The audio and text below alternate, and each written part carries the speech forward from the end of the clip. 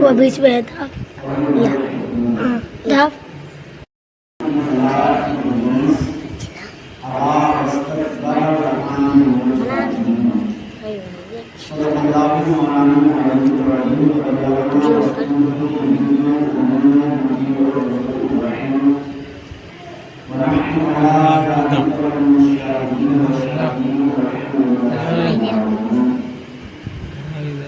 ادھر ہوگا تو ادھر ہوگا بیچ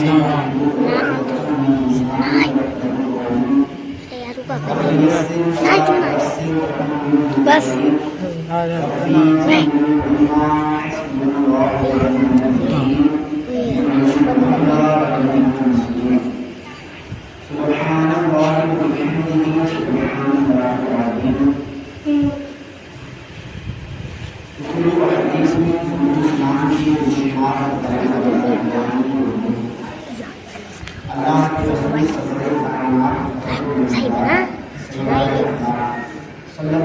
ہمارے تو اجمام نہیں ہے تو اجمام کا تھی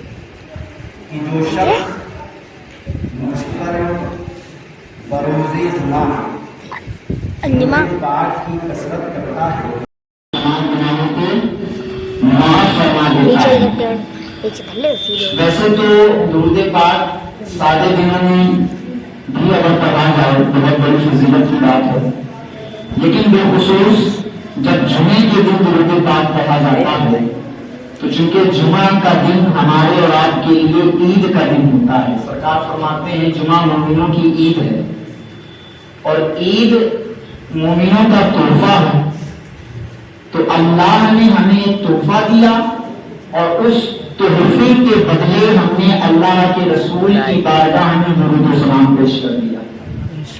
تو اس سے اچھی بات اور کیا ہو سکتی ہے کہ ہم سنی اپنی مسجدوں میں ہر جمعے کے دن درود بھی پڑھتے ہیں اور پھر نماز کے بعد صلاۃ و سلام بھی پڑھتے ہیں۔ یہ ہماری اور آپ کی خوش نصیبی ہے، باقی دوسرے لوگوں کو یہ سعادت نہیں حاصل ہے کہ وہ حضور پر کھڑے ہو کر صلاۃ و سلام پڑھیں، وہ تو اس کو بدعت کہتے ہیں اور نیا کام کہتے ہیں، لیکن یہ ہم غلامان مصطفیٰ کی معراج ہے کہ حضور پر ہم درود بھی پڑھتے ہیں اور حضور پر ہم سلام بھی پڑھتے ہیں، یہ ہماری اور آپ کی خوش نصیبی ہے۔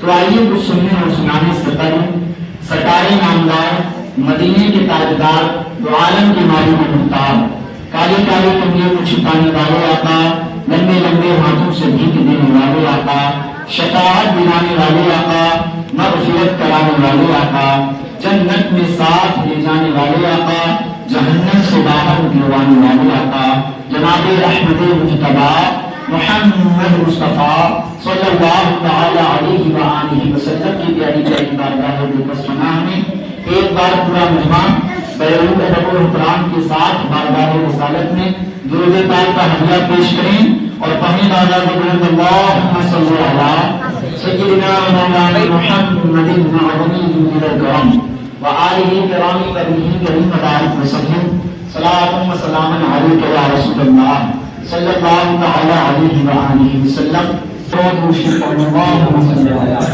سیدنا مولانا محمد طب القلوب ودوائها وعافیت الابدان وشفائها ونور الابصار وضیائها وعلى آلہ واصحابہ اجمعین صلاۃ و سلام علیک یا رسول اللہ دائما یا حبیب اللہ صلی اللہ تعالی علیہ وآلہ وسلم۔ اللہ تعالیٰ نے قرآن شریف میں ارشاد فرمایا ہے، جیسا کہ آپ لوگوں نے پچھلے جمعے کو سن رکھا ہے اور اس سے بھی پچھلے جمعے کو یہ سن رکھا تھا کہ اللہ نے جب فرشتوں سے کہا کہ میں زمین میں اپنا خلیفہ بنانے والا ہوں، تو فرشتوں نے کیا کہا تھا کہ انسان کو خلیفہ بنائے گا تو انسان تو زمین میں جھگڑا فساد کرے گا، اگر خلیفہ بنانا ہے تو ہمیں بنایا جائے۔ یہ کہا نہیں، یہ ان کے کہنے کا مطلب تھا۔ تو اللہ تعالیٰ نے اس کے جواب میں کیا فرمایا تھا، انی اعلم ما لا تعلمون، کہ فرشتوں جو میں جانتا ہوں وہ تم نہیں جانتے۔ یہ آپ نے 2 جمعے پہلے سنا تھا، پچھلے جمعے کو آپ نے یہ سنا تھا کہ اللہ تعالیٰ نے حضرت آدم کو تمام چیزوں کے نام سکھائے اور تمام چیزوں کے نام سکھا کر ان کو فرشتوں پر پیش کیا، اور پھر حضرت آدم سے کہا کہ آدم فرشتوں کو ان سب چیزوں کے نام بتا دو جو میں نے تمہیں سکھائے ہیں۔ تو حضرت آدم نے وہ سارے نام پڑھ دیے تو فرشتے حیران رہ گئے اور اللہ کی بارگاہ میں عرض کرنے لگے قالوا سبحانک لا علم لنا الا ما علمتنا انک انت العلیم الحکیم، کہنے لگے مولا واقعی میں تو جو جانتا تھا وہ ہم لوگ بالکل نہیں جانتے، تو نے صحیح کہا تھا کہ جو میں جانتا ہوں وہ تم نہیں جانتے ہو، تو واقعی میں پاکی ہے تیری بڑائی ہے، واقعی میں جو تو جانتا تھا وہ ہم نہیں جانتے تھے کہ حضرت انسان کو اتنی خوبیاں بھی ملیں گی، انسان کو تو اتنے کمالات بھی عطا کرے گا۔ اب اس کی اگلی آیت میں اللہ تعالیٰ ارشاد فرماتا ہے وَإِذْ قَالَ لِلْمَلَائِكَةِ اسْجُدُوا لِآدَمَ فَسَجَدُوا إِلَّا إِبْلِيسَ ابا واستكبر وكان من الكافرين۔ کیا مطلب ہے؟ اللہ تعالیٰ فرما رہا ہے اور یاد کرو جب، کیا فرما رہا ہے؟ زور سے بولو، یاد کرو جب۔ اور اس جملے پر ہم لوگ 2 جمعے پہلے گفتگو بہت ڈیٹیل کے ساتھ کر چکے ہیں کہ یہ یاد کروایا کسے جا رہا ہے؟ یہ یاد ہمیں اور آپ کو نہیں کروایا جا رہا ہے، یہ مصطفیٰ جان رحمت کو یاد کروایا جا رہا ہے، کیونکہ جب یہ واقعہ پیش آ رہا تھا تو ہم اور آپ وہاں پر موجود نہیں تھے، ہم تو بنائے بھی نہیں گئے تھے، لیکن اللہ نے سب سے پہلے حضور کے نور کو بنایا ہے، تو حضور اس وقت وہاں پر موجود تھے اور یہ سارا منظر اپنی ماتھے کی نگاہوں سے سرکار دیکھ رہے تھے، اسی لیے تو اللہ تعالیٰ یاد فرما رہا ہے، یاد کرنے کو کہہ رہا ہے کہ محبوب یاد کیجیے۔ کیا کہ جب میں نے فرشتوں سے کہا کہ اے فرشتوں آدم کو سجدہ کرو، آدم کو سجدہ کرو، تو فسجدوا، سارے فرشتے سجدے میں چلے گئے، سارے فرشتے سجدے میں چلے گئے۔ الا کا معنی ہوتا ہے مگر، الا کا معنی ہوتا ہے مگر، فسجدوا سارے فرشتے سجدے میں گئے، الا مگر ابلیس، سوائے ابلیس کے، سوائے ابلیس کے، سارے فرشتوں نے حضرت آدم کو سجدہ کیا مگر ابلیس نے نہیں کیا۔ اب جب ابلیس نے سجدہ نہیں کیا تو اللہ نے اسے چھوڑا نہیں، بلکہ اللہ نے اسے بالکل ہی چھوڑ دیا اور چھوڑ کر کے یہ کہا کہ ابا واستکبر وکان من الکافرین، نکل جا تو جنت سے، تو کافر ہو چکا ہے۔ کیا ہو چکا ہے؟ کافر ہو چکا ہے۔ تو نے غرور کیا، تو نے تکبر کیا، تو نے گھمنڈ کیا، تو کافر ہو گیا ہے، تو متکبر ہو گیا ہے، تو مغرور ہو گیا ہے، اور تیرا شمار کافروں میں کیا جائے گا، بلکہ کافروں کی اول فہرست میں کیا جائے گا۔ ابلیس کافر بن گیا، ابلیس کافر ہو گیا۔ اب اس آیت مبارکہ میں اللہ تعالیٰ نے جو سمجھایا ہے وہ آپ لوگ سمجھنے کی کوشش کریں، باتیں کم کیا کریں، ٹھیک ہے؟ جب کوئی آیا کرے تو آ کر کے اس کو بیٹھنے دیا کریں۔ آپ لوگوں سے بھی کہہ رہا ہوں اور آپ لوگوں سے بھی کہہ رہا ہوں، سب سے کہہ رہا ہوں، گفتگو بہت دل جمعی اور دماغ جمعی کے ساتھ سنا کیجیے، ورنہ بیان کا ایک موڈ ہوتا ہے، بیان کا ایک موضوع ہوتا ہے۔ جب میں آپ کو ادھر ادھر ڈگمگاتا دیکھتا ہوں میں اپنا موضوع بھی بھول جاتا ہوں۔ درود پاک پڑھیے۔ اللہ تعالیٰ نے اس آیت مبارکہ میں جو سمجھایا ہے اس میں کئی ایک باتیں، لیکن ان میں سے چند باتیں ہم اور آپ یہاں پر سیکھیں گے انشاءاللہ۔ پہلی بات تو یہ کہ اللہ تعالیٰ کے سوا کسی کو سجدہ کرنا یہ شرک ہے۔ کیا ہے؟ شرک۔ اگر ہم اپنے باپ کو سجدہ کریں، اپنی ماں کو سجدہ کریں، اپنی بہن کو سجدہ کریں، اپنے بھائی کو سجدہ کریں، اپنی بیوی کو سجدہ کریں، یا بیوی اپنے شوہر کو سجدہ کرے، یا اولاد باپ کو سجدہ کرے، یا ماں باپ اولاد کو سجدہ کرے، یا شاگرد استاد کو سجدہ کرے، یا استاد شاگرد کو سجدہ کرے، یا کوئی انسان مزار پہ جا کے مزار کو سجدہ کرے، کوئی انسان کسی ولی کے سامنے اس کو سجدہ کرے، کوئی انسان کسی ولی کی قبر پہ جا کے اس کو سجدہ کرے، یہ ساری چیزیں شرک ہوتی ہیں۔ کیا ہے؟ شرک ہے۔ اب اس کی 2 صورتیں ہیں۔ سجدہ 2 قسم کا ہوتا ہے، ایک ہوتا ہے سجدہ تعظیمی اور دوسرا ہوتا ہے سجدہ معبودی جو ہوتا ہے وہ کسی کو جب سجدہ کیا جاتا ہے تو خدا سمجھ کے کیا جاتا ہے. کیا سمجھ کے کیا جاتا ہے؟ خدا. مثال کے طور پر میں اپنے سجدہ کروں, خدا نہ خواستہ اللہ نہ کرے, میں اپنے باپ کو اگر سجدہ کروں اور کوئی مجھ سے پوچھے آپ نے کون سا سجدہ کیا, تو میں بالاتفاق اللہ نہ کرے یہ کہہ دوں کہ میں نے معبودی سجدہ کیا, یعنی میں نے اپنے باپ کو خدا سمجھ کے سجدہ کیا, تو میں کافر ہو جاؤں گا. کیا ہو جاؤں گا؟ کافر ہو جائے گا وہ بندہ جو کسی بھی شخص کو اللہ سمجھ کے سجدہ کرے گا. وہ بندہ کافر ہو جائے گا جو کسی شخص کو خدا سمجھ کے سجدہ کرے گا. وہ کیا ہو جائے گا؟ کافر ہو جائے گا. یہ ہو گئی پہلی قسم. دوسری قسم سجدے کی ہوتی ہے سجدہ تعظیمی. تعظیم کا معنی ہوتا ہے ادب, رسپیکٹ, سمان. ہمارا استاد ہمارے لیے صاحب عزت ہوتا ہے, ہمارا باپ ہمارے لیے صاحب عزت ہوتا ہے, ہماری ماں ہمارے لیے رسپیکٹ فلی ہوتی ہے, ہمارے خاندان والے, ہمارے بڑے, ہمارے آبا و اجداد ہمارے لیے سمانت کرنے کی چیز ہوتے ہیں. لیکن اگر ہم ان کے سمان میں, ان کی رسپیکٹ میں, ان کے ادب میں, ان کی تعظیم میں ان کو سجدہ کر دیں اور کوئی ہم سے یہ پوچھے کہ آپ نے کون سا سجدہ کیا, تو ہم یہ کہتے ہیں ہم نے ان کو ادب میں سجدہ کیا, تو یہ ادب میں سجدہ کرنا حرام مانا جاتا ہے. کیا مانا جاتا ہے شریعت میں؟ حرام کہا گیا ہے. دو باتیں آپ نے سمجھ لی.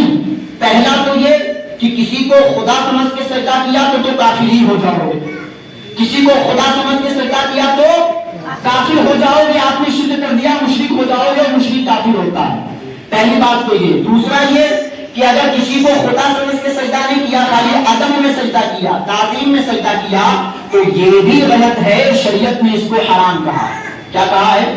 حرام کہا. لیکن اب چونکہ آپ نے ابھی سنا کہ اللہ نے فرشتوں کو حکم دیا کہ آدم کو سجدہ کرو, تو آدم بندے ہیں یا خدا ہیں؟ بندے ہیں یا خدا ہیں؟ زور سے بولو. بندے ہیں. اب جب بندے ہیں آدم, تو اللہ نے بندے کو سجدہ کرنے کا حکم دیا کیوں کر؟ جب سجدہ تعظیمی حرام ہے تو فرشتوں کو حکم کیوں دیا کہ آدم کو سجدہ کرو؟ تو آپ کو بتاتا چلوں, ہماری شریعت سے پہلے, یعنی حضور سے پہلے جتنے انبیاء کرام دنیا میں تشریف لائے, دوسری شریعتوں میں سجدہ تعظیمی حرام نہیں تھا بلکہ جائز تھا. سجدہ تعظیمی حرام نہیں تھا بلکہ جائز تھا. یعنی اگر کسی کو کوئی بندہ ادب میں سجدہ کرتا تو یہ پہلے کی شریعتوں میں جائز تھا. تو جب تک یہ جائز تھا اس وقت اللہ نے کہا تھا کہ فرشتوں آدم کو سجدہ کرو. لیکن جب مصطفیٰ جان رحمت دنیا میں تشریف لائے تو حضور نے سجدہ معبودی کو شرک قرار دیا اور سجدہ تعظیمی کو ہم حرام قرار دیا. فرما دیا کہ دونوں میں سے کوئی بھی سجدہ اگر بندہ کرے گا تو غلط دونوں کر رہا ہے. اگر خدا سمجھ کے سجدہ کرے گا تو کافر ہو جائے گا, اور اگر ادب میں سجدہ کر رہا ہے تو حرام کام کر رہا ہے, غلط کام کر رہا ہے, ناجائز کام کر رہا ہے, جہنم میں لے جانے والا کام کر رہا ہے. پہلی بات. دوسری بات یہ کہ اگر پہلی کی شریعتوں میں سجدہ تعظیمی جائز نہ بھی ہوتا نا, تو اللہ سے بڑا کوئی اللہ نہیں ہے. اللہ سے بڑا کوئی اللہ نہیں ہے. ہم جب کوئی کام کرتے ہیں تو ہمیں اس کام کا جواب اپنے سے بڑے کو دینا ہوتا ہے. جب ہم کوئی کام کرتے ہیں تو ہمیں اس کام کا جواب اپنے سے بڑے کو دینا ہوتا ہے. اللہ سے بڑا جب کوئی ہے ہی نہیں تو اللہ کا جو بھی چاہے گا اللہ وہ کرے گا. اللہ کو کسی کو جواب نہیں دینا. اللہ کسی کے سامنے مجبور نہیں ہے. اگر اللہ نے فرشتوں کو حکم دیا کہ آدم کو سجدہ کرو تو یہ اللہ کی مرضی ہے کہ اللہ اپنے کو سجدہ کرائے یا بندے کو سجدہ کرائے. ہم نہیں ہوتے ہیں یہ آبجیکشن اٹھانے والے کہ اللہ نے آدم کو سجدہ کیوں کرایا, اللہ نے آدم کو سجدہ کیوں کرایا. ہم اس بات کے قائل نہیں ہیں, نہ ہمیں شریعت اجازت دیتی ہے. وہ خدا ہے, وہ رب ہے, اس کی جو مرضی چاہتی ہے وہ کرتا ہے. اس کے اوپر کوئی بڑا رب نہیں ہے اور اس کے اوپر کوئی خدا نہیں ہے کہ معاذ اللہ اللہ کو بھی کسی کو جواب دینا ہے, اللہ کو کسی کو جواب نہیں دینا ہے. اللہ کی جو مرضی چاہتی ہے اللہ وہ کرتا ہے, اور اللہ جو کرتا ہے بہتر کرتا اللہ جو کرتا ہے بہتر کرتا ہے. کبھی بھی یہ نہ سوچنا کہ ہمارے ساتھ یہ معاملہ درپیش آیا تو ایسے سے ایسا ہو جائے گا. یقین جانیے دنیا جب سے بنی ہے تب سے لے کر کے آج تک اور آج سے لے کر کے قیامت تک جتنے بھی کام اللہ تعالیٰ نے ہمارے ذمہ دیے ہیں وہ ہمارے حق میں بہتر تھے اسی لیے ہمیں دیے. ہمارے حق میں بہتر تھے اسی لیے ہمیں دیے. دو باتیں ہو گئی. تیسری بات, جب اللہ تعالیٰ نے فرشتوں کو کہا کہ آدم کو سجدہ کرو تو سارے فرشتے سجدے میں چلے گئے. سارے فرشتے سجدے میں چلے گئے. فرشتوں کی کوئی تعداد نہیں ہے, فرشتے لا تعداد ہیں. فرشتے لا تعداد ہیں, اپریبھاشت, ان کو گنا نہیں جا سکتا ہے, یعنی اسنکھیا ہے ان کی. فرشتوں کی کوئی تعداد نہیں. جتنے فرشتے تھے سب سجدے میں چلے گئے الا ابلیس, سوائے ابلیس. ابلیس سجدے میں نہیں گیا. آج ہم لوگ جب نماز پڑھتے ہیں تو نماز میں کتنے سجدے کرتے ہیں یہ بھی نہیں پتا. کتنے کرتے ہیں بھائی؟ 2 سجدے کرتے ہیں. کیا وجہ ہے جو نماز میں 2 سجدے ہیں؟ کبھی اور کیا کہ نماز میں رکوع تو ایک ہی ہے, سجدے 2 کا ہے. رکوع تو ایک ہے تو سجدہ 2 کیوں؟ جب رکوع ایک ہے تو سجدہ بھی ایک ہونا چاہیے تھا, اور اگر سجدہ 2 ہے تو رکوع بھی تو ہونے چاہیے تھے. لیکن رکوع ایک ہے اور سجدے 2 ہیں. سجدے کرتے ہیں, پہلا سجدہ کرتے ہیں, پھر اٹھتے ہیں, بیٹھتے ہیں, پھر دوسرا سجدہ کرتے ہیں, پھر کھڑے ہو جاتے ہیں دوسری رکعت کے لیے. آخر وجہ کیا ہے کہ ہم 2 سجدے کرتے ہیں, رکوع ایک کرتے ہیں؟ اس کی وجہ مفسرین نے جو بیان کی ہے وہ یہ ہے کہ جب اللہ نے فرشتوں سے کہا کہ فرشتوں آدم کو سجدہ کرو تو سارے فرشتے جب سجدے میں گئے ابلیس کھڑا تھا. ابلیس کھڑا تھا. تو جب ابلیس نے سجدہ نہیں کیا اور فرشتوں نے پہلا سجدہ کیا اور پہلا سجدہ کر کے جب سر اٹھایا تو دیکھا کیا کہ ہم سب تو سجدے میں ہیں اور یہ ابلیس تو کھڑا ہے. تو فرشتوں نے یہ سوچا یا ہم سب نے تو سجدہ کیا مگر اس نے سجدہ نہیں کیا, کہیں ایسا نہ ہو کہ اس کے چکر میں اللہ ہم سب کو بھی سزائیں دے دے. کہیں ایسا نہ ہو کہ اس کے چکر میں اللہ ہم سب کو سزا دے دے. تو فرشتے اس ڈر کی وجہ سے پہلے سجدے سے سر اٹھایا.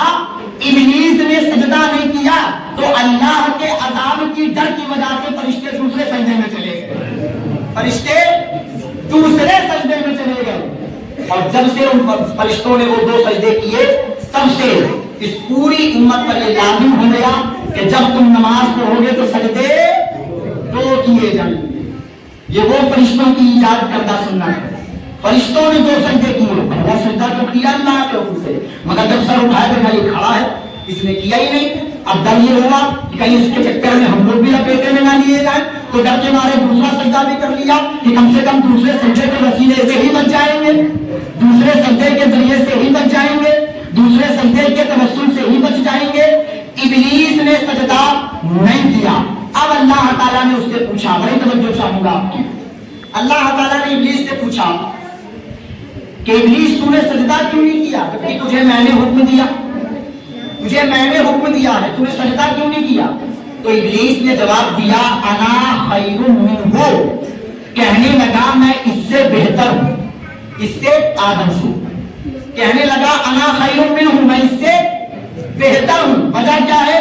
خلقتنی من نار و خلقتہ من طین, اس لیے کہ میں آگ سے بنایا گیا ہوں, یہ مٹی سے بنایا گیا, اور آگ مٹی پر بھاری ہوتی ہے, آگ مٹی پر بھاری ہوتی ہے. تو خلقتنی و نار و خلقتہ من طین, میں بنا ہوں آگ سے, یہ بنے ہیں مٹی سے. تو آگ مٹی پر فضیلت رکھتی ہے, آگ مٹی پر بھاری ہوتی ہے, تو میں اس سے بنا ہوں, اور پہلے میں بنا ہوں بعد میں یہ بنے.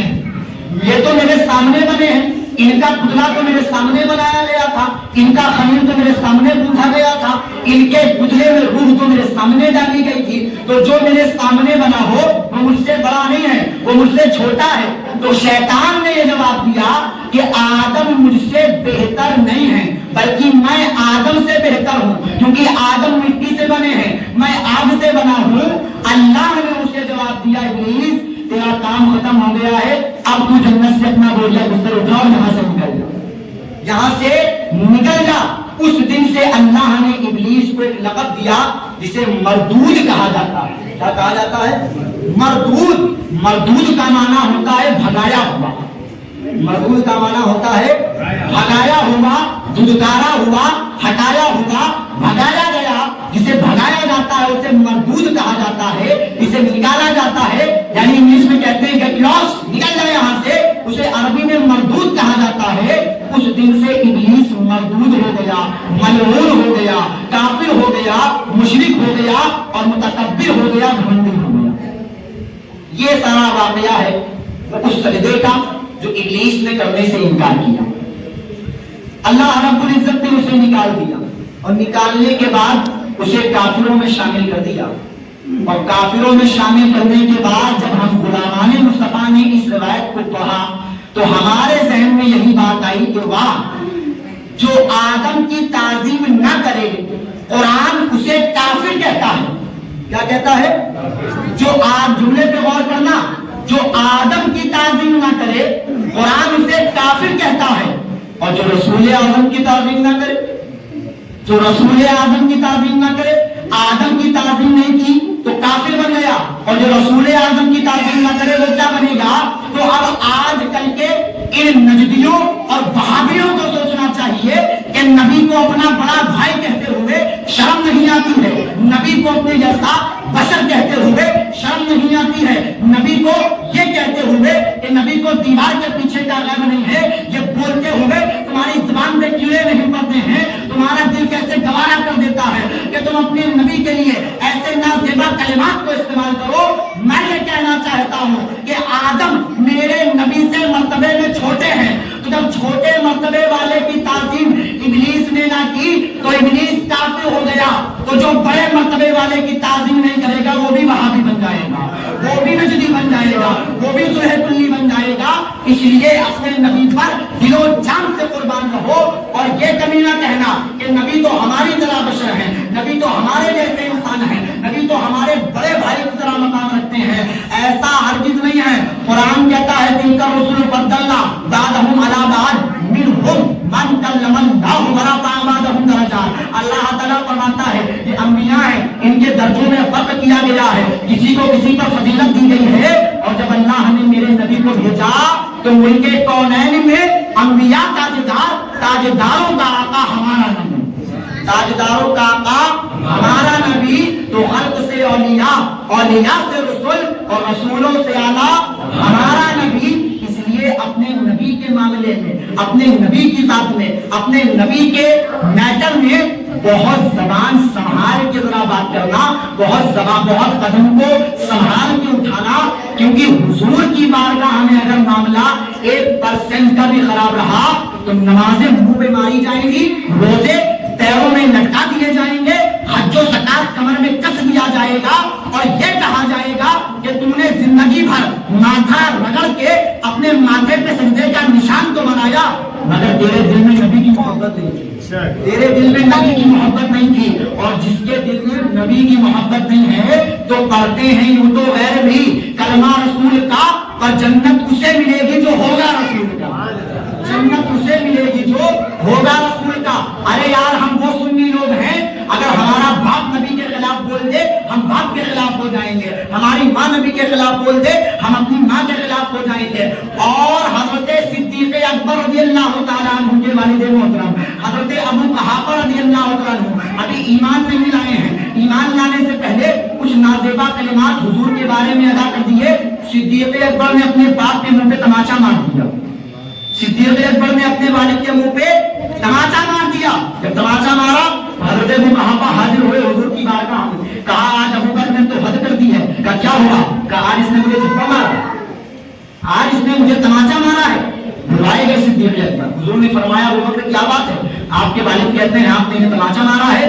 صدیق اکبر کہتے ہیں حضور اس سے کہیے کہ شکر منائے, میرے ہاتھ میں تلوار نہیں تھی, ورنہ اس نے جو کلمات ادا کیے ہیں نا ان کو سن کر مجھے اتنا غصہ آیا کہ میں نے خالی تماچا مارا, تلوار ہوتی تو گردن اڑا دیتا, تلوار ہوتی تو گردن اڑا دیتا. تو ہم اس صحابہ کرام کے ماننے والے ہیں, اور میرا تو خاندان ہی صدیق اکبر سے جڑا ہوا ہے. میں تو لکھتا ہی اپنے نام کے ساتھ صدیقی ہوں, میرے تو دادا ہیں صدیق صدیق اکبر, تو جس کا دادا اپنے باپ کو نبی کی گستاخی پر تماچا مار سکتا ہے, اس کا پوتا بھی بہت کچھ کر سکتا ہے, اس کے پوتے میں بھی بہت طاقت ہوتی ہے. اس لیے اپنے نبی کے معاملے میں بالکل اپنے آپ کو مضبوط بنائے رہو اور یہ عقیدہ بنائے رہو کہ نبی سے جو ہو بیگانہ اسے دل سے جدا کر دے, ادھر مادر برادر جان مال ان پر فدا کر دے, یہ عقیدہ بنائے رہو. اس لیے کہ اللہ کے رسول سرور کائنات کی محبت دین حق کی شرط اول ہے, گر ہو اسی میں خامی تو سب نامکمل ہے. تین چیزیں آپ نے سمجھ لی. پہلی چیز یہ کہ کسی بھی مزار پر, کسی بھی پیر کے سامنے, کسی بھی استاد کے سامنے, کسی باپ ماں بہن بھائی کے سامنے ہمیں سجدہ نہیں کرنا ہے, سجدہ نہیں کرنا ہے. ہم سنیوں میں پریشانی تو یہی ہے, تبھی تو دوسرے لوگوں کو کہنے کا موقع ملتا. ہمارے یہاں ان کے عالموں نے معاملہ خراب کر رکھا ہے, ہمارے یہاں ہمارے جاہلوں نے معاملہ خراب کر رکھا ہے. ان کے یہاں ان کے عالموں کی وجہ سے وہ گمراہ ہیں, ہمارے یہاں ہمارے جاہل گمراہ پھر رہے ہیں. کیا کرتے ہیں, مزار پہ گئے, جانے کے بعد یہ مزار ہے اور ایسے بیٹھ گئے اور یہ چل رہا ہے. اب مانا آپ نے سجدہ نہیں کیا, ہم نے مانا آپ نے سجدہ نہیں کیا, مگر یہ بتاؤ دیکھنے والے کو کیا لگے گا, دیکھنے والے کو کیا لگے گا, سجدہ کر رہا ہے نا. اب وہاں بھی دیکھتا ہے کہ یہ تو سجدہ کر رہا ہے, حالانکہ اس نے سجدہ نہیں کیا, اس نے چوما ہے, بس چومنے میں غلطی ہے کر دی کہ جھک گیا, سر نیچے کر دیا, لیکن دیکھنے والے کو تو سجدہ لگے گا. تو ایسا کام ہی نہ کرو کہ جس کو دیکھنے سے دماغ میں شک پیدا ہوتا ہو, ایسا کام ہی نہ کرو نا کہ اس کے کرنے سے دماغ میں شک پیدا ہوتا ہو. جب بھی مزار پر جائیں, یاد رکھو مزار پہ سجدہ کرنا, اگر خدا سمجھ کے کیا تو کافر ہو جاؤ گے, تعظیمی سجدہ کیا تو حرام کام کیا. جب بھی مزار پر آپ جائیے تو مزار پہ پہلی بات نہ ہاتھ لگائیے, اتنا بڑا وہ ولی ہے, ہماری اوقات ہے اس کو ہاتھ لگائیں گے, ہمارے گندے ہاتھ اس کی مزار کو لگیں گے, اچھی بات ہے. کوئی پرائم منسٹر بیٹھا ہو ہم اس کو چھو سکتے ہیں کیا جا کر کے, اس کے باڈی گارڈ اٹھا باہر پھینکوا دیں گے اور ہماری ایسی تیسی کروا دیں گے. دنیا کے پرائم منسٹر کو ہم چھو نہیں سکتے ہیں, اور اللہ کے ولی کی یہاں کی عورتیں پیر بھی دباتی ہیں, سر بھی دباتی ہیں, گلا بھی دباتی ہیں. میں نے سنا, مجھے بچوں نے بتایا کہ بدر شاہ رحمۃ اللہ علیہ کے جاتی ہیں عورتیں اور جا کر کے سر دباتی ہیں, جا کر کے پیر دباتی ہیں. تمہیں پیر نظر کہاں آتا ہے یہ بتاؤ, سر دکھتا ہے, کہیں ایسا نہ ہو سر دبانے چکر میں گلا پکڑ لو. تمہیں پتا کیا ہے, شریعت کو اپنی طبیعت کا نام سمجھ رکھا ہے. شریعت تمہارے باپ کی کھیتی نہیں ہے, شریعت تمہارے سسرال کا جو ہے گہنا نہیں ہے. شریعت مصطفیٰ کی طبیعت کو کہتے ہیں, جو حضور کی طبیعت ہے وہ ہمارے لیے شریعت ہے. جب بھی مزار پر جائیے تو مزار پر جانے کا طریقہ یہ ہے, نہ تو مزار کو چھوئیے, نہ مزار کے بالکل قریب کھڑے ہوئیے, بلکہ اعلیٰ حضرت تو فرماتے ہیں کہ مزار سے 4 ہاتھ کی دوری پہ کھڑے ہو. کتنے ہاتھ کی دوری پر, 4 ہاتھ کی دوری پر نہ اسے چھوو. اور اگر تمہیں زیادہ شوق ہے چومنے کا, زیادہ شوق ہے تم کو اسپیشل فیض لینے کا, تو تم جھک کر نہ چومو, بلکہ یہ اگر مزار ہے تو آپ ایسے اپنے ہاتھوں کو لو اور لینے کے بعد رکھو, اور رکھنے کے بعد اپنی آنکھوں سے لگاؤ اور ہاتھوں کو چومو, ہاتھوں کو چوم لو. جب حاجی حج کرنے جاتا ہے تو لوگوں کی بھیڑ کی وجہ سے شریعت نے کہا ہے کہ حجر اسود چومنے کا موقع نہ ملے منہ سے, تو منہ سے نہ چوم پاؤ تو ہاتھ سے چوم لو, یعنی ہاتھ لگاؤ اور پھر چوم لو. اگر یہ بھی نہ ملے تو پھر اشارہ کرو, ایسے چوم لو. اگر یہ بھی نہ ملے تو ڈنڈے سے اشارہ کر لو, ڈنڈے سے چوم لو. شریعت تو یہاں تک کہہ رہی ہے, مگر ہمارے جاہلوں نے کام اتنا خراب کر رکھا ہے, ہمارے سنی جاہلوں نے اتنا کام خراب کر رکھا ہے کہ ہمارے لوگ جب مزار پر جاتے ہیں تو وہاں سجدہ بھی کر رہے ہوتے ہیں, وہاں چوم بھی رہے ہوتے ہیں, وہاں پر بالکل سر کے پاس کھڑے ہوتے ہیں. ایک بات یہ کہ مزار پر جائیں گے تو جھک کر چومیں گے نہیں, بلکہ ہاتھ مزار پہ لگائیں گے اور پھر ہاتھوں کو چومیں گے. کسے چومیں گے, ہاتھوں کو. یہ پہلی بات آپ نے سن لی. دوسرا یہ کہ کسی کو تعظیمی سجدہ بھی نہیں کرنا ہے. کسی کو لیجیے, میرے پھوپھی کے لڑکے ہیں, وہ باہر سے آئے, ان کی ماں بہت سالوں کے بعد ملے, تو جب ملے تو اپنی ماں کو سجدہ کرنے لگے. یعنی ماں کی جدائی میں اتنا غم تھا کہ ماں کو سجدہ کیا. تو میں نے ان کو بعد میں بتایا کہ آپ کی محبت اپنی جگہ ہے, مگر علامہ اقبال سے زیادہ محبت فاطمہ الزہرا سے کوئی نہیں کرتا ہے. علامہ اقبال نے اپنے شعر میں کہا تھا کہ اگر مجھے مصطفیٰ کی شریعت کا خیال نہ ہوتا تو میں فاطمہ الزہرا کی مزار کو سجدہ کرتا, لیکن میرے پیر میں بیڑیاں ہیں علماء کی شریعت کی، اگر حضور نے سجدہ کرنے سے منع نہ کیا ہوتا تو میں سجدہ ضرور کرتا۔ اور آخر میں حدیث شریف سن لو، سرکار فرماتے ہیں کسی کو کوئی خدا سمجھ کے سجدہ کرے گا تو کافر ہو جائے گا، تعظیمی سجدہ کرے گا تو حرام ہوگا، اور اگر سجدہ کرنا جائز ہوتا تو میں بیوی کو حکم دیتا کہ وہ اپنے شوہر کو سجدہ کرے، میں بیوی کو حکم دیتا کہ وہ اپنے شوہر کو سجدہ کرے، مگر سرکار نے حکم نہیں دیا۔ تو جب بیوی کو حکم نہیں دیا ہے تو ہمیں کس نے حکم دیا مزار کو سجدہ کرنے کے لیے؟ تو آپ لوگ مجھ سے وعدہ کیجئے اور یہ نیت کیجئے کہ آپ کہیں پر بھی کسی بھی مزار پر جائیں گے تو جھک کر مزار کو نہیں چومیں گے، بلکہ ہاتھ لگا کر چومیں گے انشاءاللہ، ہاتھ لگا کر چومیں گے انشاءاللہ، بالکل مزار کے پاس نہیں کھڑے ہوں گے بلکہ مزار سے 4 ہاتھ کی دوری پر کھڑے ہوں گے انشاءاللہ۔ انشاءاللہ اللہ تعالیٰ کی بارگاہ میں دعا ہے جو کچھ سنا ہے اسے یاد رکھنے، اس پر عمل کرنے اور اسے دوسروں تک پہنچانے کی توفیق عطا فرمائے، آمین۔ وآخر دعوانا الحمدللہ رب العالمین۔ السلام علیکم ورحمۃ اللہ وبرکاتہ۔